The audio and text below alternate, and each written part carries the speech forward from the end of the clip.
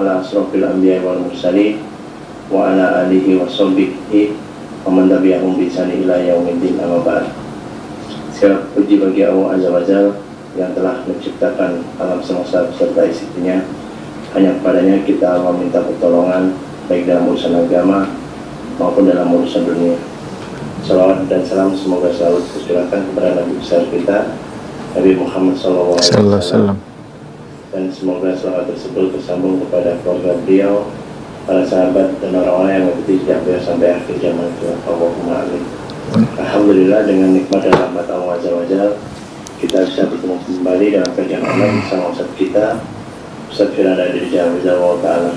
Kajian ini terselenggara berkat kerjasama tim WFA Ustaz Firanda Dirja dan Ittiba Mengaji yang dibentuk oleh para alumni ITB lintas angkatan dan lintas jurusan, dan di dalamnya juga masih ada mahasiswa yang aktif belajar di Institut Teknologi Bandung. Ini adalah kelanjutan pertemuan kita dalam pembahasan Tauhid yang mengacu kepada kitab yang berjudul Kitab Tauhid yang ditulis oleh Syekh Muhammad bin Abdul Wahab At-Tamimi rahimahullah ta'ala. Insya Allah pada kesempatan kali ini kita akan melanjutkan kajian kita dengan pembahasan sikap yang berlebihan kepada orang-orang soleh. Ini adalah salah satu faktor yang menyebabkan manusia kafir dan meninggalkan agama. Sebelumnya kami akan bacakan tertib kajian. Yang pertama, menghadirkan niat untuk menambah ilmu dan mengikis kefakiran ilmu kita. Dan yang kedua, para peserta di Zoom meeting diharapkan untuk menggunakan nama yang sebenarnya. Ketiga, mematikan fitur video dan mute audio selama kajian. Dan keempat, untuk mencatat kajian yang disampaikan sesuai salah satu hadis yang menjelaskan keutamaan dalam pengikat ilmu, yaitu dengan mencatat. Poin nomor 5 yaitu sesi tanya jawab akan diberikan di akhir kajian, dan bagi ikhwan yang ada di Zoom meeting apabila ingin bertanya langsung kepada Ustaz dimohon untuk raise hand terlebih dahulu, dan bagi akhwat dimohon untuk menuliskan pertanyaan di kolom chat, insya Allah akan kita bacakan. Dan poin terakhir, mengharapkan di Allah agar ilmu yang kita dapatkan ini termasuk ilmu nafi'an, yaitu ilmu yang bermanfaat bagi kita dan kaum muslimin. Untuk mempersingkat waktu, alhamdulillah Ustaz tetap bersama kita. Kami persilakan Ustaz untuk memulai kajian. Bismillahirrahmanirrahim. Assalamualaikum warahmatullahi wabarakatuh. Alhamdulillahi ala ihsani wa syukrulahu ala taufiqi wa amtinani wa asyhadu an la ilaha illallah wahdahu la syarika lahu ta'ziman li sya'ni wa asyhadu anna Muhammadan abduhu wa rasuluhu da'ila ridwani. Allahumma salli alaihi wa ala alihi wa ashabihi wa ikhwani. Para rekan-rekan yang rahmati Allah Subhanahu wa taala, kita melanjutkan bahasan kita dari syarah Kitab Tauhid. Kita masuk pada bab ke-18 tentang majaa anna sababa kufri bani Adam wa tarkihim dinahum huwal ghulu fi salihin. Bahwasanya penyebab utama kekafiran adalah berlebih-lebihan dalam mengagungkan orang-orang soleh. Ya, sebab utama seorang kaum dahulu meninggalkan agama mereka adalah karena sikap berlebih-lebihan kepada orang-orang soleh. Ya. Tahu bahwasanya sebagaimana kita dalam berdakwah kita memiliki tahapan-tahapan, maka iblis juga ketika berdakwah menuju kepada kesyirikan juga melalui tahapan-tahapan, melalui proses, ya. Sebagaimana yang kita jelaskan dalam kisah awal bagaimana sebab kaum Nabi Nuh terjerumus dalam kesyirikan, ya. Iblis juga memiliki program, memiliki tahapan, ya. Seperti dalam hadis Rasulullah SAW mengatakan inna iblis wada'a asyahu alal ma' thumma yab'athu sarayahu. Sungguhnya iblis meletakkan singgasananya di atas air, kemudian dia mengirim anak buahnya untuk menggoda. Fa'adhamuhum adnahum minhu manzilatan a'dhamu fitnah. Yang paling dekat kedudukannya dengan iblis dari anak buahnya adalah yang paling besar fitnahnya. Wa yaji'u ahaduhum. Kemudian akhirnya mereka mulai laporan, wah iblis kami sudah begini, kami sudah begini, kami sudah begini. Intinya sebagaimana para anbiya mereka berjuang dalam berdakwah, menyuruh manusia kepada Allah Subhanahu wa taala, demikian juga iblis dan anak buahnya mereka juga berjuang untuk menjerumuskan manusia dalam kesyirikan. Di antara sarana yang sering digunakan iblis untuk menjerumuskan orang dalam kesyirikan, dan ini sering berhasil, adalah sarana al-ghulu, berlebih-lebihan, ekstrim dalam pengkultusan terhadap orang-orang saleh, dalam pengkultusan terhadap orang-orang saleh, ya. Kita lihat secara sederhana bahwasanya kesyirikan yang terjadi di alam semesta, ya, rata-rata adalah kembali kepada pengkultusan terhadap orang soleh. Ya, secara sederhana kita sampaikan contoh, orang yang menyembah Nabi Isa. Kenapa? Karena mengkultuskan Nabi Isa yang berlebih-lebihan. Dan ini orang soleh. Demikian juga kenapa orang menyembah Uzair? Wa qalatil yahudu Uzairun ibnullah. Berkata orang Yahudi bahwasanya Uzair adalah putra Allah. Kenapa mereka menganggap Uzair putra Allah? Karena berlebih-lebihan kepada orang soleh. Sehingga akhirnya mengangkat Uzair sebagai orang soleh dan diangkat sebagai putra Allah Subhanahu wa taala. Demikian juga kita lihat misalnya kaum Nabi Nuh sebagaimana kita jelaskan. Mereka ternyata menyembah berhala-berhala, ya. Wat, Suwa, Yaguth, Ya'uq, Nasr, 5 berhala yang disembah oleh kaum Nabi Nuh rata-rata adalah orang-orang soleh yang dikultuskan akhirnya disembah. Dikultuskan akhirnya disembah, ya. Demikian juga kita orang menyembah Husain zaman sekarang, orang Syiah menyembah Husain. Ya Husain, ya Husain, labbaik ya Husain. Ya Fatimah, ya Fatimah. Kenapa? Karena Husain orang soleh. Fatimah juga orang soleh. Demikian juga kalau kita lihat kepada agama lain seperti yang menyembah Siddhartha Gautama. Siddhartha Gautama kalau kita baca sejarah biografinya bukanlah sesuatu yang bisa, dia bukan pencipta, dia bukan menciptakan alam, dia menciptakan hewan, menciptakan burung, tidak pernah disebutkan dalam biografinya dia mencipta. Dia bukan Tuhan. Alam sudah ada sebelum dia ada. Kemudian ketika dia ada, kemudian dia orang yang bijak, yang soleh, diikuti oleh anak murid-muridnya, akhirnya sekarang disembah. Akhirnya sekarang disembah, ya. Jadi pengkultusan ini adalah sumber utama menjerumuskan orang-orang dalam kesyirikan, ya. Makanya kita dapati Nabi sallallahu alaihi wasallam sangat tegas dalam mengambil tindakan preventif. Semua tindakan-tindakan yang bisa mengarahkan kepada pengkultusan dan akhirnya merupakan sarana kepada kesyirikan maka dilarang oleh Nabi sallallahu alaihi wasallam. Sebagai contoh masalah kuburan, Rasulullah sallallahu melarang kuburan ditinggikan, Rasulullah sallallahu melarang kuburan untuk ditulis, diberi lampu, diberi penerangan, melarang untuk beribadah di kuburan, melarang kuburan orang salat menghadap kuburan, melarang masjid dibangun di atas kuburan.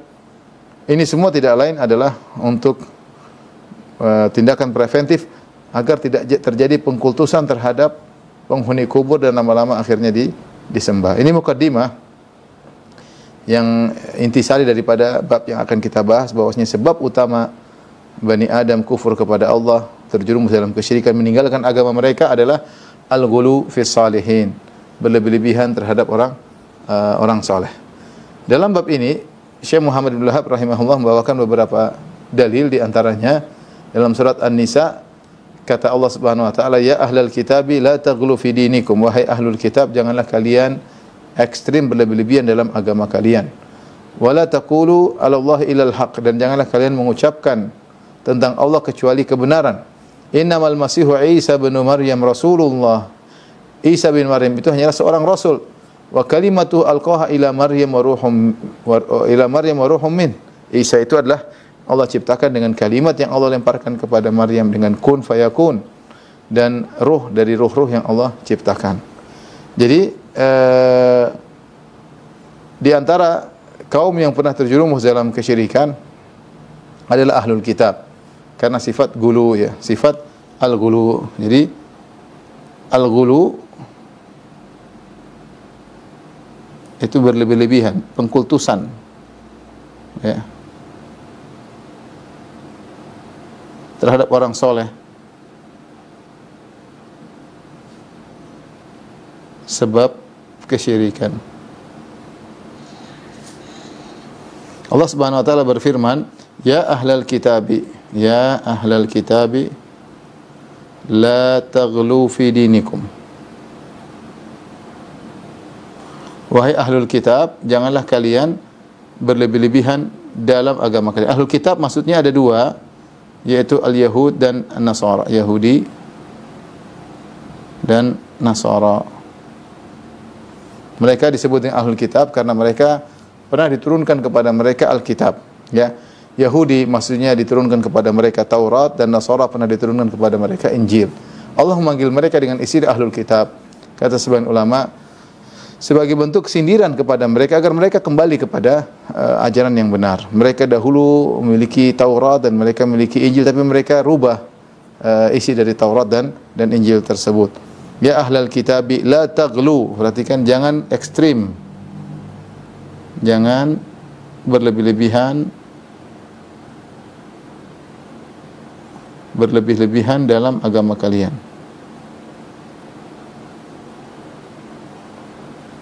Apa sikap berlebih-lebihan orang Yahudi? Ya, orang Yahudi berlebih-lebihan adalah mengatakan Uzair adalah putra Allah.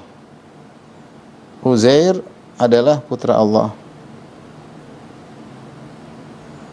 Nasara mengatakan adalah Al-Masih Isa alaihissalam adalah putra Allah. Tentunya untuk masalah Nasara mereka ada beberapa mazhab, tapi yang terkenal mereka mengatakan Nabi Isa adalah putra Allah, ya.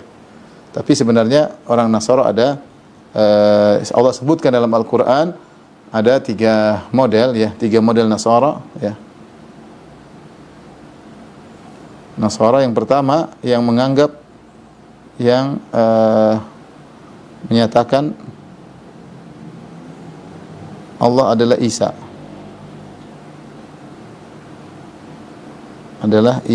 Ya. Laqad kafara alladziina qalu innallaha huwal masih ibnu Maryam. Dalam Al-Qur'an Allah berfirman, laqad kafara alladziina qalu, sungguh telah kafir orang yang berkata innallaha huwal masih ibnu Maryam. Innallaha huwal masih ibnu Maryam. Sungguh telah kafir orang-orang yang mengatakan Allah adalah Isa. Allah adalah Isa. Ini pendapat, ya, di antara perkataan orang Nasara, ya. Ada yang mengatakan, ya, bahwasanya, ya,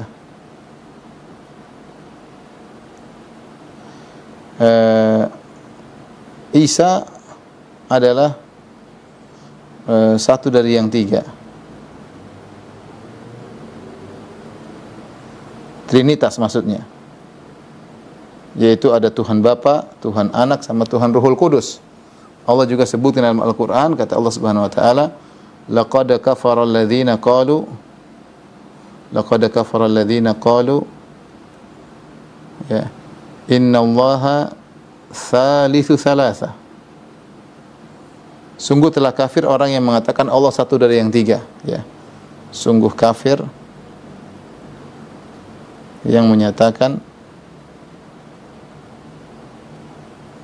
Allah satu dari yang 3. Jadi ini yang mereka bilang bahwasanya satu Tuhan tapi 3 oknum. Adapun yang ketiga di kalangan Nasara adalah mengatakan Isa adalah putra Allah. Wa qalu ittakhadha ar-rahmanu walada. Wa qalu ittakhadha ar-rahmanu walada laqad ji'tum syai'an idda. Dalam surat Maryam mereka menyatakan, mereka berkata Allah punya anak. Mereka berkata Allah punya anak. Ya. Inilah gulu yang terdapat pada Yahudi maupun Nasara. Dan Allah isyaratkan dalam surat At-Taubah, kata Allah Subhanahu wa taala, wa qalatil yahudu Uzair ibn Allah. Kata Allah Subhanahu wa taala, ya. Wa qalatil yahudu Uzair ibn Allah. Wa qalatin nasara Al-Masih ibn Allah. Dzalika qauluhum bi afwahihim, kata Allah, yudahi'una qaulal ladzina kafaru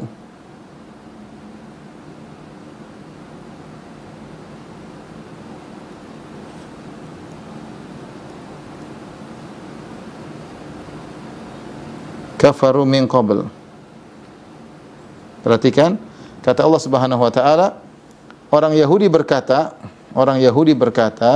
Uzair adalah putra Allah. Wa qalatin nasara, Nasara berkata Al-Masih yaitu Isa bin Maryam putra Allah. Dzalika qauluhum bi afwahim, itulah perkataan mereka dari mulut-mulut mereka. Yudhahi'una qalladzina min kafaru min qabl. Mereka menyerupai perkataan orang-orang musyrik sebelumnya, ya. Jadi ternyata yang mengatakan Allah punya anak ada 3 kelompok. Yahudi, Uzair mengatakan Uzair adalah putra Allah, kata Yahudi. Nasara mengatakan bahwasanya Isa adalah putra Allah. Kaum musyrikin mereka mengatakan bahwasanya al-malaikatu banatullah, malaikat-malaikat adalah putri-putri Allah.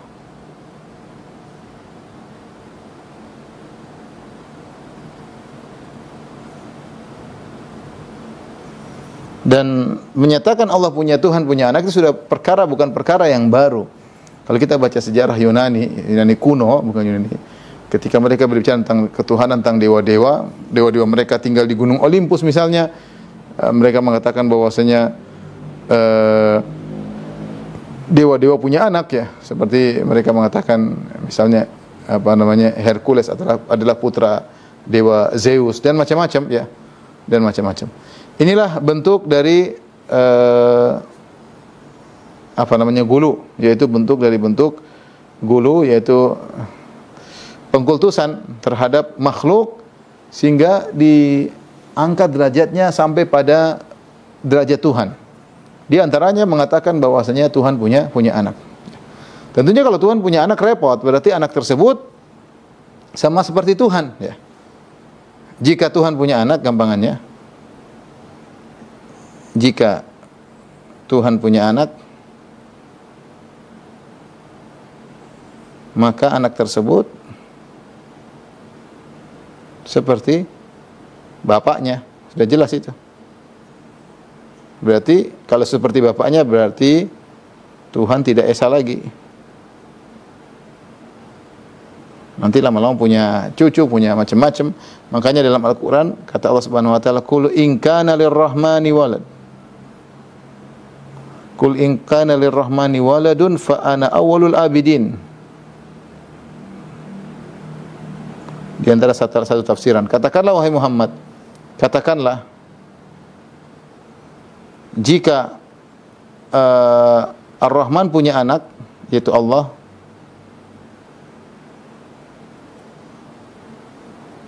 maka aku yang pertama yang akan menyembahnya, akan menyembah anak tersebut. Ini di antara salah satu tafsir. Tentu ada tafsir yang lain, tapi di antara tafsir ini, kenapa? Karena anak akan mengambil hukum bapak. Ini keturunan bapaknya kok. Makanya Allah tutup itu sebenarnya. Allah berfirman, "Qul huwallahu ahad, Allahus samad, lam yalid wa lam yulad." Allah tidak melahirkan, Allah tidak dilahirkan. Jadi Allah walam yakul lahu kufuwan ahad, dan tidak satu pun setara dengan Allah. Karena konsekuensi dari Allah punya anak berarti Allah tidak esa lagi, dan ada yang sama dengan Allah. Sebagaimana Allah berhak disembah, sang anak juga berhak untuk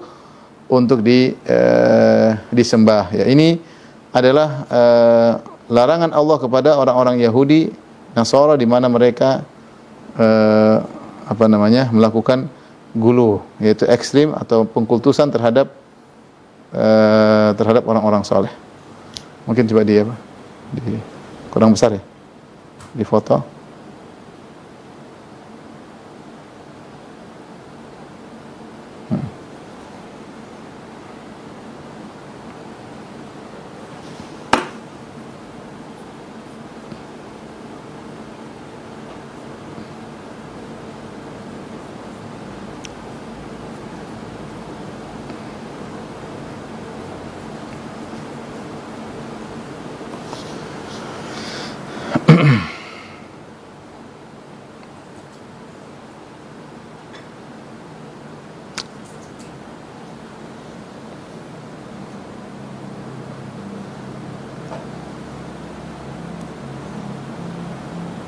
Tapi kita lanjutkan ayat berikutnya yang dijadikan oleh Syekh Muhammad Abdul Wahhab rahimahullahu taala dalam surat Nuh ayat 23, ya.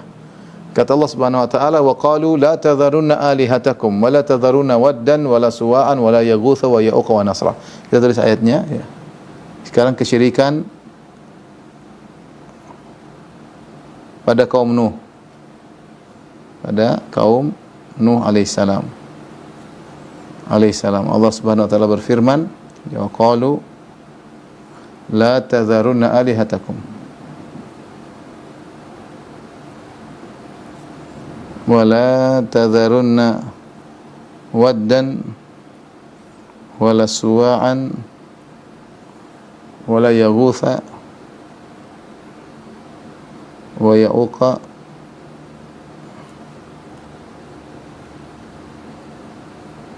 wa nasra." Ya, dalam surat Nuh ayat 23 ya. Ini ayat menjelaskan tentang kisah awal terjadinya kesyirikan pada kaum Nabi Nuh. Allah berfirman, wa qalu ya, mereka berkata mereka di sini maksudnya adalah pembesar kaum Nuh.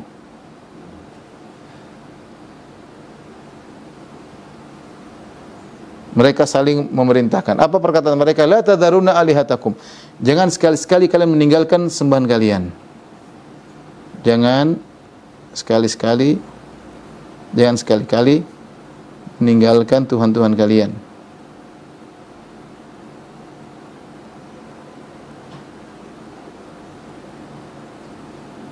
Siapa sembahan mereka? Wala tadharunna wad. Ini wad. Ini sembahan mereka yang pertama. Wad. Suwa. Sembahan mereka yang kedua, Ya'uq, sembahan mereka yang ketiga, Yaguth, kemudian Ya'uq yang keempat, Nasr yang kelima. Ini lima orang-orang soleh. Jadi mereka saling menasihati, ya. Dan ini diantara sifat bukan cuma kita yang bersabar dalam menyuruh kepada kebenaran, tetapi dai-dai kesesatan juga mereka bersabar. Makanya Allah berfirman dalam ayat yang lain, "Wantalaqal mala'u minhum animshu wasbiru ala alihatikum." Maka bergeraklah pembesar-pembesar mereka dan mereka berkata, "Animshu wasbiru," berjalanlah dan bersabarlah kalian ala alihatikum. Bersabar dalam menyembah Tuhan-Tuhan kalian. Mereka saling menasihati. Demikian dalam surat Al-Furqan bahwasanya orang-orang musyrikin berkata, "In kada la yudhilluna an alihatina laula an sabarta alaiha." Kata Allah Subhanahu wa taala, orang-orang musyrikin berkata, "In kana la yudhilluna an alihatina." Hampir saja Muhammad itu menyesatkan kita dari Tuhan-Tuhan kita. Muhammad ini hampir menggelincirkan kita, menyesatkan kita dari Tuhan-Tuhan kita. Laula an sabarna alaiha, kalau bukan kita bersabar dalam menyembah Tuhan-Tuhan kita. Jadi jangan kita sangka hanya orang-orang beriman yang sabar dalam berdakwah. Mereka juga bersabar. Mereka juga berjuang, mereka juga berinfak. Innal ladzina kafaru yunfiquna amwalahum liyasuddu an sabilillah. Sungguhnya orang kafir mereka menginfakkan harta mereka untuk menghalangi orang dari jalan Allah Subhanahu wa taala. Mereka juga berjuang, mereka juga berdoa, mereka juga pergi hutan belantara. Mereka juga saling berwasiat untuk tegar dalam kesyirikan. Ya, ini contohnya. Kaum Nabi Nuh mengatakan, "La tadharunna alihatakum." Jangan sekali-sekali tinggalkan Tuhan kalian. Tetaplah tegarlah dalam menyembah Tuhan-Tuhan kalian. Mengesankan bahwasanya kita harus bela Tuhan-Tuhan kita, ya. Kita harus bela sembahan-sembahan kita, ya, seperti itu. Makanya ada namanya jihad fisabilillah, ada jihad fisabilil syaitan. Ya. Jihad di jalan Allah, jihad di jalan syaitan, ya. Ada kaum yang bela tauhid, ada kaum yang bela kesyirikan. Dan inilah demikian dalam kehidupan dunia ini adanya pertikaian hak dan batil sampai hari kiamat, enggak akan pernah selesai. Ada orang-orang menyuruh kepada tauhid, orang menyuruh kepada kesyirikan sampai hari kiamat. Ya, sampai hari kiamat. Di sini bagaimana pembesar-pembesar kaum Nabi Nuh mereka saling berwasiat dan mereka menasihati kepada kaumnya untuk tidak meninggalkan sembahan-sembahan mereka ini. Siapakah 5 orang-orang soleh ini? Ini dijelaskan. Siapakah mereka? Dijelaskan oleh Ibnu Abbas dalam Sahih Bukhari.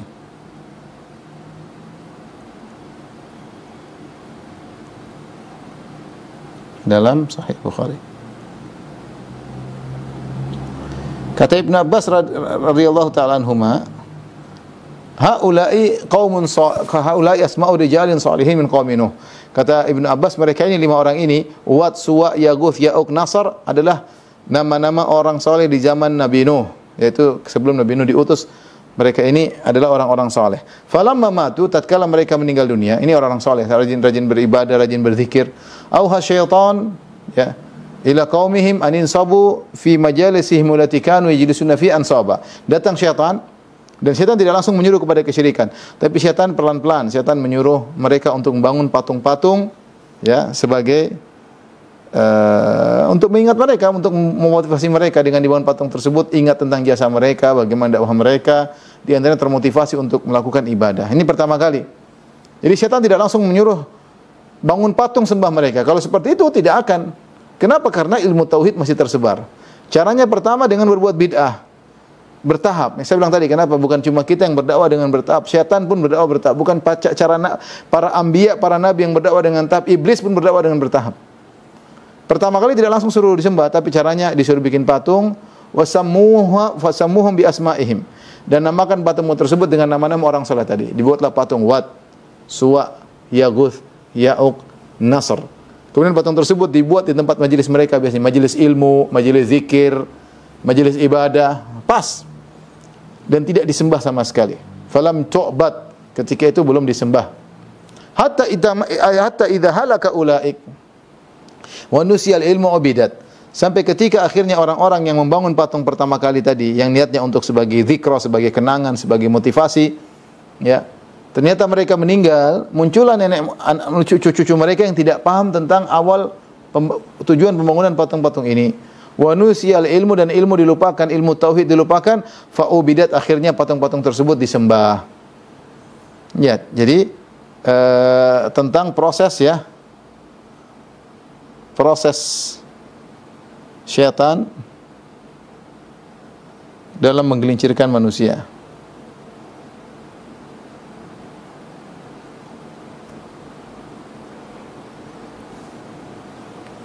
Ya, dengan pengkultusan terhadap orang-orang soleh. Orang soleh. Oleh karenanya, hal ini disampaikan oleh Ibnu Hajar rahimahullah ta'ala, bahwasanya awal kesyirikan terjadi di alam semesta gara-gara al-ghulu fi shalihin, berlebihan dalam orang soleh. Dan inilah kesyirikan yang pertama kali. Ini adalah sejarah kesyirikan yang pertama kali di alam semesta. Sejarah kesyirikan pertama kali di alam semesta. Di alam semesta. Jadi dalam riwayat kata Ibnu Abbas radhiyallahu taala anhu, baina Adam wa Nuh asyrat qurun, antara Adam dan Nuh ada 10 generasi, tapi tidak ada kesyirikan. Terjadi pembunuhan, mungkin terjadi kemaksiatan, terjadi mungkin kezaliman, tapi belum ada kesyirikan. Kesyirikan pertama kali terjadi di zaman kaum Nabi Nuh. Sebabnya adalah pengkultusan terhadap orang-orang saleh. Wat, Suwa, Yaguth, Ya'uq, Nasr. Yang perhatikan bagaimana syaitan ketika menjerumuskan manusia tidak langsung, tapi dengan tahapan. Dan syaitan bersabar. Itu generasi yang bangun patung-patung untuk dijadikan motivasi, dijadikan zikrayat, kenangan. Nunggu mereka meninggal ini lama, tapi setan tidak buru-buru, tidak gerasa-gerusu, setan sabar. Setan apa? Sabar. Mungkin mereka 40 tahun lagi baru meninggal semuanya. Satu generasi 50 tahun lagi atau 60 tahun, apalagi zaman dahulu. Mungkin umur mereka panjang-panjang. Nabi Nuh saja berdakwah 950 tahun. Seandainya generasi tersebut umurnya sampai 200 tahun, 300 tahun, setan sabar. Yang penting generasi tersebut semuanya mati. Setelah generasi tersebut mati, tidak ada lagi dakwah tauhid, ilmu, wanusial, ilmu dilupakan. Akhirnya setan datang lagi, mengatakan bahwasanya patung-patung ini dulu disembah dan moyang kalian, dengan menyembah patung-patung ini terjadi demikian. Ketika tidak ada ilmu yang mengingatkan, akhirnya patung-patung tersebut disembah. Ketika patung-patung tersebut disembah, baru diutuslah Nabi Nuh alaihissalam. Makanya Nabi Nuh adalah Rasul yang pertama diutus di atas muka bumi karena terjadi kesyirikan. Sebenarnya dalam hadis syafaat al-uzma, ketika orang-orang datang kepada Nabi Adam minta untuk syafaat, Nabi Adam menolak, kemudian mereka datang kepada Nabi Nuh. Kata Nabi Adam alaihissalam, idhabu ila Nuh, pergilah kalian kepada Nabi Nuh untuk minta syafaat dari Nabi Nuh. Maka kemudian mereka datang kepada Nabi Nuh alaihissalam, mereka berkata, ya Nuh, anta awwalu rasulin ila ahli al-ardi wa sammaka abdan syakura. Sammakallahu abdan syakura. Wahai Nuh, engkau adalah rasul pertama yang Allah utus kepada penghuni muka bumi. Karena di zaman Nabi inilah terjadi pertama kali kesyirikan. Wa sammakallahu abdan syakura, Allah menamakan engkau sebagai hamba yang pandai bersyukur. Ya, lihatlah di sini. ini dalil bahwasanya kesyirikan yang pertama kali terjadi di alam semesta ini, yaitu di zaman Nabi Nuh alaihissalam, kembali kepada pengkultusan terhadap orang-orang saleh. Orang saleh. Maka hati-hati, jangan kita menganggap remeh tentang pengkultusan terhadap orang saleh. Manusia ini punya potensi untuk mengkultuskan orang saleh. Punya potensi.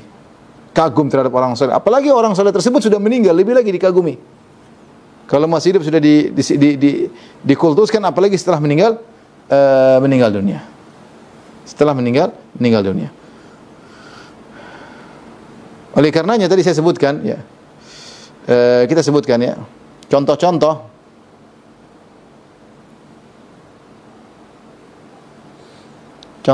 pengkultusan yang mengakibatkan syirik, mengantarkan kepada syirik, mengantarkan kepada penyembahan.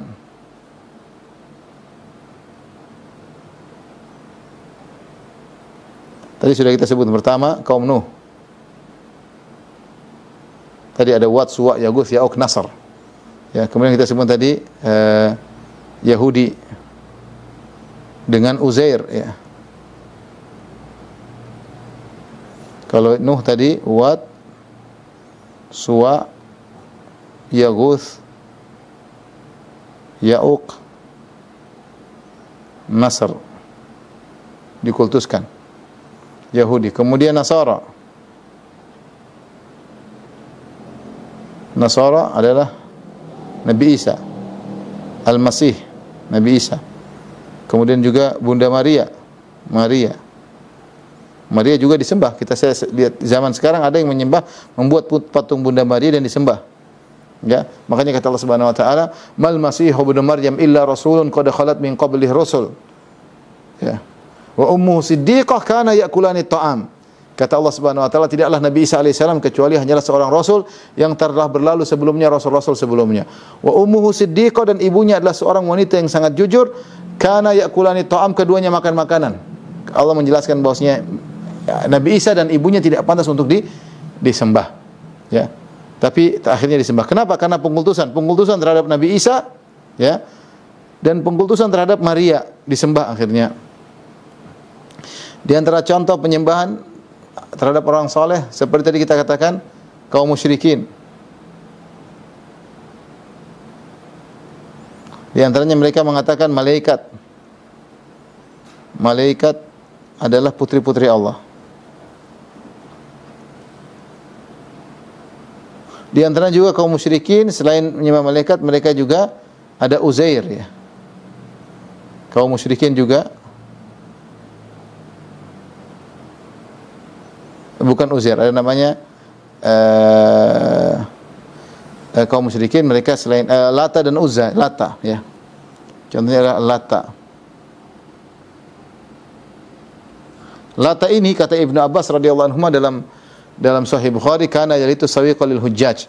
Lata ini dahulu suka membagi-bagi adonan makanan, dibagikan kepada jamaah haji. Tatkala dia meninggal, maka dibangunlah patung di kuburannya. Lata orang soleh akhirnya disembah. Kalau kita bicara umat yang lain seperti siapa? Seperti Buddha.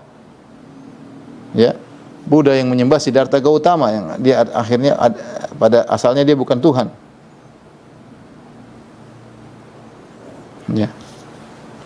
Saya enggak tahu Konghucu atau yang lain, saya Allah alam. Tapi intinya ini semua menunjukkan, ya, bahwasanya pengkultusan terhadap orang-orang soleh itu sebab mereka disembah. Disembah, ya. Karenanya Nabi SAW melarang seluruh sarana yang bisa mengantarkan kepada kesyirikan. Tapi kita lanjutkan. Berikutnya, tapi kita tambahkan di sini bisa juga, ya. Orang-orang yang menyembah Nabi. Sebagian kaum muslimin yang menyembah Nabi Muhammad SAW.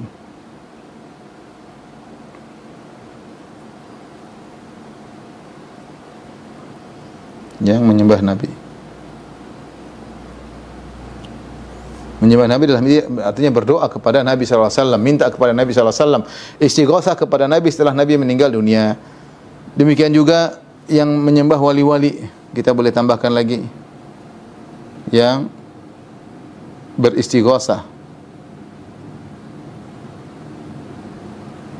kepada para wali. Ini juga adalah bentuk penyembahan terhadap mereka, berdoa kepada para wali. Ini semua karena berkaitan dengan pengutusan terhadap orang-orang saleh. Baik, kita lanjutkan. Nabi SAW atau dalil ketiga, kata Syekh Abdul Wahab rahimahullahu taala,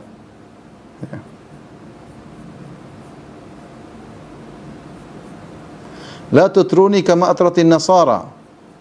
Ya. Kata Nabi SAW,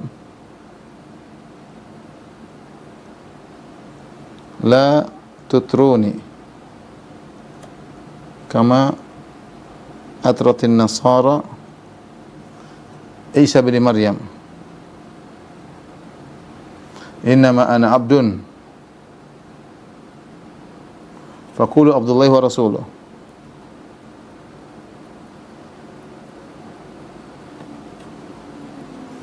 Kata Nabi SAW, jangan berlebih-lebihan kepadaku. Jangan berlebih-lebihan, jangan ekstrim berlebihan kepadaku. Sebagaimana orang-orang Nasara berlebihan kepada Isa. Ya. Sebagaimana kaum Nasara berlebihan kepada Isa. Isa alaihissalam. Innama ana abdun, aku ini hanya hamba. Aku hanyalah hamba. Faqulu Abdullahi wa Rasuluh. Katakanlah Muhammad itu adalah hamba Allah dan Rasulnya. Saya ingin menyampaikan poin di sini bahwasanya Rasulullah SAW adalah seorang hamba, ya. Rasulullah seorang hamba. Rasulullah seorang rasul, tapi dia seorang hamba. Dia mengangkat masalah dia seorang hamba agar orang tidak menyembahnya, Kalau tidak ada potensi menyembah Nabi, ngapain Nabi ingatkan hal ini? Nabi ingatkan hal ini karena ada potensi penyembahan terhadap Nabi. Saya pernah lihat dengan mata kepala saya sendiri, orang Indonesia di Madinah mereka sujud ke arah kuburan Nabi. Saya lihat langsung ya. Entah mereka sembah Nabi atau tidak, atau sekedar penghormatan wallahu alam bisawab. Tapi saya dengan mata kepala saya sendiri. Ketika mereka di Madinah, mereka keluar, jadi misalnya ke depan ini arah kiblat, mereka keluar ke arah kiblat, mereka sujud kepada Nabi berlawanan dengan arah kiblat. Dan ini saya lihat sendiri. Sangat mungkin ya. Jadi kemudian banyak surat-surat dilemparkan di kuburan Nabi, permintaan-permintaan, permohonan banyak. Jadi potensi menyembah Nabi itu ada. Ya.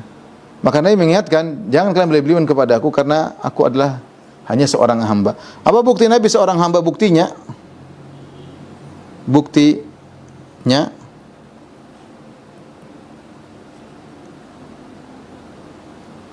ya. Buktinya Nabi seorang hamba banyak ya. Perhatikan. Nabi sakit. Nabi menikah seperti hamba yang lain. Nabi lupa. Nabi buang hajat. Nabi lapar. Nabi meninggal ya. Kata Allah, innaka mayyitun wa innahum mayyitun. Kau meninggal sebagaimana mereka akan meninggal. Yang lebih menunjukkan lagi, Nabi beribadah kepada Allah.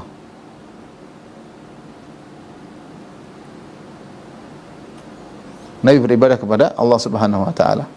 Ya. Ini semua menunjukkan bahwasanya Nabi adalah seorang manusia. Ya, Nabi sakit, menikah, lupa, Nabi punya anak, ya. Punya anak istri. Ini menunjukkan Rasulullah SAW adalah manusia dan dia bukan Tuhan. Dan di antara yang mengagumkan bahwasanya Nabi SAW adalah dia beribadah kepada Allah. Ini poin yang sangat penting. Dia sendiri beribadah kepada Allah. Bagaimana dia diibadahi? Makanya sebagian teman ada teman saya di Medan, dia masuk Islam gara-gara apa? Dia melihat gambar Nabi Isa alaihissalam pray in the garden, berdoa di kebun atau di taman ya. Dia berpikir bagaimana Tuhan beribadah. Tuhan itu diibadahi, bukan beribadah. Dan Nabi Isa yang berkata, ya ini Abdullah atanil kitab wa ja'alna nabiyya wa ja'alna mubarakan aina ma kuntu wa awsani bis salati wa zakati. Dan Allah mewasiatkan aku untuk salat dan bayar zakat. Kalau dia Tuhan, ngapain dia salat? Dan dalam perjanjian baru disebutkan bahwasanya Nabi Isa salat, Nabi Isa sujud, Nabi Isa berdoa kepada Allah. Di antara ciri-ciri bahwasanya Muhammad adalah seorang manusia adalah dia beribadah kepada Allah Subhanahu wa taala. Dia salat, bahkan salatnya luar biasa sampai kakinya bengkak. Kalau dia Tuhan ngapain dia beribadah? Nah, Nabi Isa pun demikian, ya. Nabi Isa pun demikian. Maka seorang tidak boleh mengkultuskan Nabi sallallahu alaihi wasallam berlebih-lebihan sampai mengangkat derajat Nabi pada derajat Tuhan. Sebagaimana pernyataan salah seorang yang berlebih-lebihan, ya. Dia mengatakan, "Fa inna min judika ad-dunya wa dharrataha wa min ulumika ilmal lauhi wal qalami." Ya Rasulullah, di antara kedermawananmu adalah dunia dan akhirat. Dunia dan akhirat adalah kedermawananmu. Wa min ulumika, dan di antara ilmumu adalah ilmal lauhi wal qalami, ilmu lauhil mahfuz. Ini adalah berlebihan kepada Nabi, seakan-akan Nabi tahu ilmu gaib seluruhnya. Bahwasanya dunia dan seisinya adalah dari Nabi, akhirat seisinya adalah dari Nabi. Ini pengkultusan. Tidak benar, ini semua dari Allah. Seandainya ucapan tersebut ditujukan kepada Allah, sungguh tauhid yang sangat agung. Coba kita ganti maknanya. Seandainya kita mengatakan, wa inna min judika ya Allah ad-dunya wa dharrataha, di antara kedermawananmu wahai Allah, yaitu dunia dan akhirat. Wa min ulumika ya Allah, dan di antara ilmu wahai Allah, ilmu lauhil qalam, ilmu lauhil mahfuz. Maka tepat buat Allah. Tapi kalau digantikan buat Nabi, masalah. Kalau dunia dan akhirat adalah dari Nabi, dari Allah mana kalau begitu? Kalau ilmu lauhil mahfuz diketahui oleh Nabi, terus ya apa bedanya Nabi dengan Allah Subhanahu wa taala? Ya. Mereka juga berkata, ya akramal khalqi ma liman man aludhu bihi siwaka inda hululil hadithil amami illam takun fi ma'adi akhidhan biyadi fadlan wa illa faqul ya zallatal qadami. Mereka berkata, wahai manusia makhluk termulia, maksudnya Muhammad sallallahu alaihi wasallam, man liman aludhu bihi siwaka, siapa tempat aku berlindung selain engkau tatkala terjadi bencana yang menyeluruh, ya. Mungkin maksudnya hari akhirat, hari kiamat. Berlindung kepada siapa? Berlindung kepada Allah, berpegang teguh kepada Allah, bukan kepada Nabi sallallahu alaihi wasallam. Illam takun fi ma'adi akhidhan biyadi, kalau kau tidak memegang tanganku pada hari kiamat kelak, fadlan karena baik hatimu atau karuniamu, wa illa faqul ya zalatal qadami, maka tergelincirlah atau binasalah aku, ya. Ini semua sikap berlebihan kepada Nabi sallallahu alaihi wasallam. Ya, seorang tidak boleh demikian. Benar kita cinta kepada Nabi sallallahu alaihi wasallam lebih daripada yang lain, tapi kalau kita berlebihan kita bisa menjadikan Nabi pada derajat ketuhanan, dan itu tidak diperbolehkan. Dari sini kita tahu bahwasanya sikap ekstrim berlebihan adalah sebab menjerumuskan seorang dalam kesyirikan, ya, terutama berlebihan kepada orang soleh. Maka seorang cinta kepada orang soleh, ya, menghormati orang soleh, tapi tidak boleh mengkultuskannya sampai pada derajat ketuhanan. Meyakini orang soleh tersebut mengetahui ini, mengetahui itu, bisa ini, bisa itu. Berlebih-lebihan ini tidak diperbolehkan. Dalil yang terakhir disebut oleh Syekh Abdul Wahab adalah sabda Nabi sallallahu alaihi wasallam, iyyakum wal ghulu fa innam ahlaka man kana qablakumul ghulu. Waspada kalian terhadap sifat ekstrim, sikap ekstrim, sungguhnya yang telah membinasakan umat-umat terdahulu adalah sikap ekstrim berlebih-lebihan. Di antaranya berlebih-lebihan kepada orang-orang saleh. Ini saja ikhwan dan akhwat yang dirahmati Allah Subhanahu wa taala, bisa sampaikan tentang bahwasanya sifat ekstrim sebab menjerumuskan orang dalam kesyirikan. Hendaknya kita jauhi, kita ingatkan sanak saudara kita, kerabat kita agar jangan berlebih-lebihan terhadap orang saleh. Kita mencintai orang saleh tapi jangan berlebih-lebihan. Wallahu a'lam bishawab. Kalau ada yang bertanya saya persilakan. Setelah urusan konflik atas kajian yang telah disampaikan, alhamdulillah sudah ada beberapa pertanyaan yang masuk ke kita. Silakan. Kita mulai dengan pertanyaan yang pertama dari akun Afandi Ustaz. Ya. Assalamualaikum warahmatullahi wabarakatuh. Assalamualaikum Ustaz. Izin bertanya, bagaimana pendapat Ustaz terkait orang soleh yang hari kematiannya diperingati atau haul? Jamaah haul yang datang bukan hanya dari penduduk lokal di daerah asal beliau, justru dari seluruh Indonesia, bahkan dari luar negeri. Kebanyakan jamaahnya mengatakan bahwa hal ini adalah karomah dari orang soleh tersebut. Kalau sampai hari sekarang bukan hari kelahiran lagi, hari kematian pun itu tidak ada syariatnya, tidak pernah diajarkan oleh Nabi, tidak pernah diajarkan oleh para sahabat, para salihin. Kalau ada kematian yang kematian kesedihan harusnya, kenapa harus dirayakan, ya? Kalau seandainya kematian dirayakan, maka kematian Nabi lebih utama untuk kita rayakan. Tapi kematian Nabi adalah musibah. Bagaimana kita mau rayakan? Mau kita acara hari kematian Nabi sallallahu alaihi wasallam? Kalau hari kematian mau dirayakan seperti orang Syiah, haulnya Husain ya, tanggal 10 Muharram mereka bikin haul. Maka kita bilang lebih utama haulnya Abu Bakar, haulnya Umar, haulnya Ali bin Abi Thalib yang lebih afdal daripada Hasan dan Husain, sebagaimana diyakini juga orang Syiah. Orang Syiah meyakini Ali lebih afdal daripada Hasan dan Husain. Tapi mereka tidak, kalau mereka konsekuensi harusnya haul kematian Ali dia. Kalau mau merayakan hari kematian orang-orang saleh, maka lebih utama kita merayakan hari kematian imam yang 4, Imam Abu Hanifah, Imam Malik, Imam Syafi'i, Imam Ahmad. Tapi ini tidak dirayakan ya. Tidak dirayakan.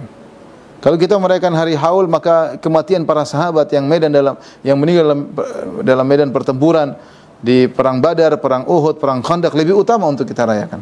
Namun kita tidak merayakan. Kalau bilang jasa mereka jauh lebih besar daripada orang sekarang. Jasa mereka lebih besar, mereka para sahabat Nabi, mereka dijamin masuk surga. Kita pun tidak merayakan hari haul mereka. Maka saya bilang perayaan ini tidak disyariatkan, adalah bid'ah yang tidak pernah diajarkan oleh Nabi sallallahu alaihi wasallam. Wallahu a'lam bishawab. Mungkin sebelum membacakan pertanyaan kedua, sudah ada yang raise hand, Ustaz. Akuna Rian, padahal untuk bertanya langsung pada Ustaz. Alhamdulillah. Assalamualaikum Ustaz. Waalaikumsalam warahmatullahi wabarakatuh. Semoga selalu dalam lindungan Allah Azza wa Jalla. Amin amin. Ustaz izin bertanya Ustaz. Ngobrol dengan salah satu Ustaz di tetangga anak. Ya. Saat itu kita berdiskusi mengenai kuburan. Mereka bilang, menurut saya kuburan yang terbaik adalah kuburan yang tidak di semen-semen. Ya. Tapi mereka bilang kuburan wali baik karena makomnya berbeda. Bagaimana tanggapan kita sebagai Ahlus Sunnah menyikapi hal seperti ini? Berpendapat kuburannya di semen tidak apa-apa karena mereka makomnya berbeda daripada kita. Iya. Itu saja Ustaz. Sebelum saya pembelajaran. Kalau memang makom berbeda harus makin ditinggikan, ya, maka harusnya kuburan Nabi Muhammad SAW yang paling ditinggikan. Tapi Nabi Muhammad kuburannya tidak demikian. Kemudian rata. Ya. Adapun yang dibangun adalah rumahnya Aisyah. Kuburan Nabi tidak. Kuburan para sahabat di Baqi yang begitu banyak. Ya, yang mereka banyak dijamin masuk surga oleh Allah Subhanahu wa taala. Dijamin masuk surga oleh Nabi sallallahu alaihi wasallam, mereka yang utama untuk ditinggikan. Oleh karenanya subhanallah di antara kuasa Allah Subhanahu wa taala tidak ada kuburan Nabi yang bisa dipastikan kecuali kuburan Nabi Muhammad sallallahu alaihi wasallam. Bahkan kuburan Nabi Musa juga tidak diketahui. Seandainya diketahui mungkin akan diibadahi oleh orang Yahudi, bahkan orang Islam mungkin akan ibadah. Tapi tidak ada kuburan yang pasti diketahui kecuali kuburan Nabi Muhammad sallallahu alaihi wasallam, itu pun dijaga dengan ketat. Dan ini adalah melawan syariat dengan logika. Nabi yang mengatakan kuburan jangan ditinggikan. Rasulullah pernah mengutus Ali bin Abi Thalib. Kata Ali bin Abi Thalib kepada Abul Hayyaj, ala aba'athuka, dalam Sahih Muslim. Ala ma ba'athani Rasulullah sallallahu alaihi wasallam, maukah aku tugaskan engkau sebagaimana Rasulullah pernah mengutusku? Alla tada qabran musyrifan illa sawaitahu wala timthalan illa tamastahu. Jangan kau biarkan ada patung kecuali kau hancurkan, dan jangan kau biarkan ada kuburan yang tinggi kecuali kau ratakan. Ya, kecuali kau ratakan. Justru yang paling berbahaya yang bisa menimbulkan pengkultusan bukan kuburan orang-orang biasa, justru kuburan orang soleh. Ini malah dibalik justru orang kuburan soleh. Makanya Syaukani rahimahullah dalam kitabnya Syarhus Sudur, baca, ini ulama besar dari Yaman, ahli hadis, ya. Bagaimana disebutkan kalau kuburan ya ditinggikan, dikasih dupa-dupa, ini kan orang penting, dikasih dupa-dupa, dikasih tulisan-tulisan Arab, ditinggikan, kasih kelambu, dikasih macam-macam parfum-parfum, ditaruh Al-Quran situ, siapa yang baca situ, lama-lama disembah. Orang setan perlahan-lahan, kata Ibnu Qayyim rahimahullah taala, bagaimana setan menggelincirkan manusia. Pertama dibisikkan oleh setan, kalau kamu ibadah di kuburan orang soleh lebih afdal, maka dia ibadah di kuburan orang soleh. Awalnya begitu. Nanti lama-lama kalau kamu berdoa di kuburan orang soleh lebih afdal, mulai dia lakukan lagi. Lama-lama kalau kamu bertawasul dengan orang mayat lebih afdal, dia bertawasul. Ya. Pelan-pelan. Lama-lama dia meminta kepada penghuni kubur tadi. Itu bukan tidak mungkin, itu mungkin terjadi dan itu terjadi. Oleh karenanya Rasulullah melarang mengambil tindakan preventif, ya, untuk melarang terjadi kesyirikan dengan tidak menghias kuburan. Ini malah sebaliknya dikatakan orang soleh lebih utama untuk dihias. Justru yang paling bahaya itu orang soleh. Makanya dalam hadis ulaika kana idza mata fihim rajulun saleh banu ala qabrihi masjidan.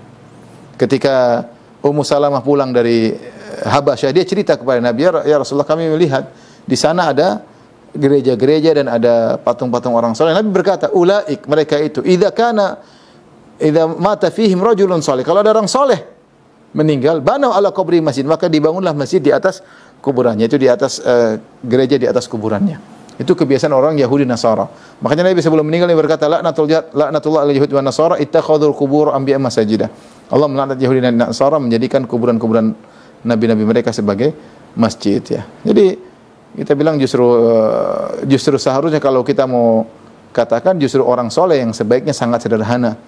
Karena pengkultusan terhadap orang soleh lebih besar. Orang biasa tidak dikultuskan, itu pun dilarang untuk dihias kuburan. Ya, karena kuburan bukan untuk bergaya-gaya. Ya, orang udah meninggal selesai, mau dihias-hiasi, mau dikasih hiasan, enggak. Ini adalah membuang-buang harta tidak pada tempatnya, menghias-hias kuburan. Apalagi orang soleh yang potensi untuk dikultuskan lebih besar. Wallahu a'lam bishawab. Pertanyaan selanjutnya, kebetulan ada dari satu jamaah yang baru mengenal tentang Islam, Ustaz. Ya. Barakallahu fiik Ustaz atas segala ilmu yang diberikan. Mohon bertanya, banyak sekali sikap berlebihan dari kaum Syiah, terutama saat satu Muharram dengan mengagungkan Husain dan menyakiti diri mereka sendiri. Bagaimana sikap seorang Muslim yang baik jika mereka mencari pembenaran atas ini? Dan bagaimana kaum ini di dalam Al-Quran, karena saya baru belajar Islam dan belum mengetahui banyak tentang sejarah Rasulullah SAW dan asal-usul Syiah tersebut. Alhamdulillah, kita katakan kepada akhi yang bertanya atau ukhti yang bertanya untuk terus belajar Islam dengan Islam yang sahih, ya. Adapun Syiah, maka mereka menyimpang dari ajaran Islam. Sebagaimana kita tahu di dalam agama-agama yang juga ada firqah-firqah yang menyimpang. Di antara firqah menyimpang adalah firqah Syiah yang mereka mengkultuskan Husain berlebih-lebihan, ya. Dan itu melanggar hadis-hadis Nabi sallallahu alaihi wasallam. Rasulullah SAW mengatakan hadis yang sangat sejuk, kata Nabi sallallahu alaihi wasallam, kita disuruh bersabar. Banyak hadis menyuruh kita bersabar. Innama sabru inda sadamatil ula. Sungguhnya kesabaran adalah tatkala terkena hantaman pertama. Rasulullah mengatakan, laisa minna man darabal khududa wa syaqal jubi da'a bid'al jahiliyah. Bukan dari golongan kami seorang kalau terkena musibah kemudian merobek-robek baju, mukul-mukul pipi dan menyuruh dengan seruan jahiliyah. Rasulullah SAW ketika anaknya Ibrahim meninggal, Rasulullah SAW menangis, meneteskan air mata. Tapi Rasulullah SAW mengatakan, innal qalba la yahzan, sungguhnya hati benar-benar sedih. Wa innal aina la tadma, sungguh mata ini mengeluarkan air mata. Wala naqulu illa bima yurdi rabbana, namun kami tidak mengucapkan kecuali perkataan yang mendatangkan keridhaan Rabb kami. Ya. Wa inna bi firaqika ya Ibrahim la mahzun, sungguh kami sedih dengan kepergian engkau wahai Ibrahim. Adapun orang Syiah, apa yang mereka lakukan? Melanggar semua ajaran Nabi SAW. Mereka memperingati kematian tersebut tiap tahun. Kemudian mereka robek-robek baju mereka, mereka menawar pipi mereka melukai tubuh mereka, ya. Dan ini tidak benar, ya. Dan ini tidak pernah dilakukan oleh orang-orang yang paham tentang Islam. Orang yang paham tentang Islam adalah para sahabat. Di zaman para sahabat ada yang lebih hebat daripada Husain, ya. Kita dalam Islam meyakini bahwasanya ada orang lebih hebat daripada Husain. Di antaranya Nabi sallallahu alaihi wasallam lebih hebat daripada Husain. Di antaranya Abu Bakar lebih hebat daripada Husain. Di antaranya Umar lebih hebat, Utsman dan Ali lebih hebat daripada Husain. Dan Ali sebagaimana kita sejarah terbunuh oleh orang Khawarij kemudian ditikam kepalanya. Namun dia tidak pernah merayakan hari kematian Ali.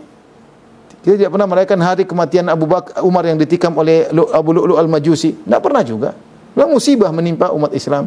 Meninggalnya orang-orang hebat seperti Umar, seperti Ali bin Abi Thalib. Namun tidak perlu kita rayakan tiap tahun kemudian melakukan hal tersebut. Seakan-akan kita tidak ridho dengan keputusan Allah Subhanahu wa taala. Kakaknya Husain yaitu Hasan yang lebih afdal daripada Husain yang meninggal diracun. Tidak juga kita rayakan kematiannya dengan merasakan racun sedikit-sedikit, tidak. Jadi agama mereka tidak logis. Agama mereka tidak logis, dan ada pembahasan khusus tentang masalah Syiah bisa dicari di YouTube ya.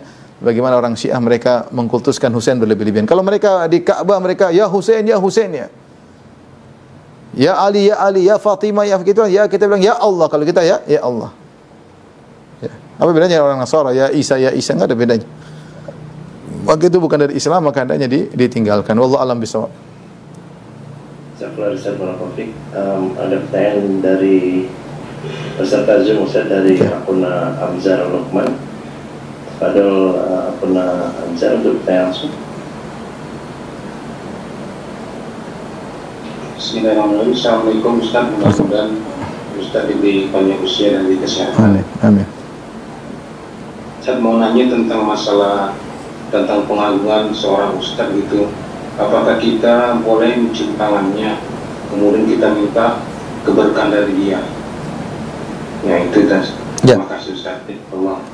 Kita menghormati para dai, para ustadz ya, sesuai dengan tradisi kita masing-masing selama tidak berlebih-lebihan ya. Kalau mencium tangan ya nggak ada masalah, insya Allah mencium tangan. Kalau di Arab mereka bisa mencium mencium kening, kita mencium tangan. Tapi tidak boleh kita tunduk. Rasulullah melarang kita tunduk. Kita angkat tangannya baru kita cium seperti itu. Kecuali dalam kondisi di bawah. Kalau di bawah maka tidak apa-apa kita tunduk karena dia lagi di bawah. Tapi kalau dia lagi berdiri, kita ambil tangannya baru kita cium. Tidak perlu kita inhina, tidak perlu kita merukuk, tidak perlu. Jadi tidak jadi masalah kita mencium tangan-tangan ustaz sebagai bentuk sebagaimana kita mencium tangan ibu kita mencium kening ibu kita, nggak ada masalah. Adapun mencari keberkahan dari mereka ya, para dai, para ustaz, para pejuang dakwah, tentu ilmu mereka adalah berkah ya, ilmu mereka adalah nasihat-nasihat mereka adalah berkah, umur mereka juga berkah ya. Kalau kita mencari berkah maksudnya adalah kita belajar dari mereka, mendengar wajangan-wajangan mereka untuk menjalankan nasihat mereka, maka itu tidak jadi masalah. Tapi kalau maksudnya berkah adalah dengan mengusap-usap tangan mereka, meminum bekas air mereka misalnya, bahkan tongkat mereka kita gosok-gosokkan, ini tidak pernah dicontohkan. Ini hanya dilakukan kepada Nabi SAW. Nabi SAW yang seperti itu, jasad Nabi yang berkah. Makanya setelah Nabi meninggal, Abu Bakar juga dijamin masuk surga. Abu Bakar juga orang yang hebat. Terlalu banyak dalil tentang utama Abu Bakar. Tapi tidak ada seorang sahabat pun yang mengusap-usap tubuh Abu Bakar, meminum hasil minum sisa minum Abu Bakar, enggak ada. Demikian juga Umar, kemudian juga Utsman, Ali.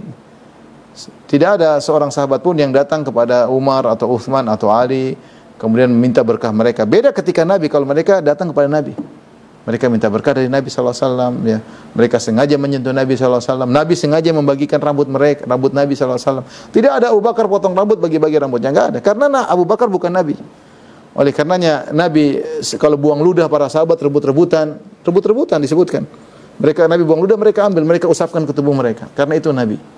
Tapi ini tidak pernah dilakukan kepada Abu Bakar, Umar, Utsman dan Ali dan juga yang lainnya. Maka kita katakan yang benar, kalau keberkahan jasad maka itu khusus Nabi SAW. Adapun para ustadz, para dai, berkah ilmu mereka, wajangan mereka adalah ilmu, waktu mereka adalah berkah. Kita mengambil berkah dari mereka dengan cara belajar kepada mereka. Demikian para ikhwan dan akhwat yang dirahmati Allah Subhanahu wa taala, ingin sampaikan, kurang lebih mohon maaf. Wabillahi taufiq wal hidayah. Assalamualaikum warahmatullahi wabarakatuh.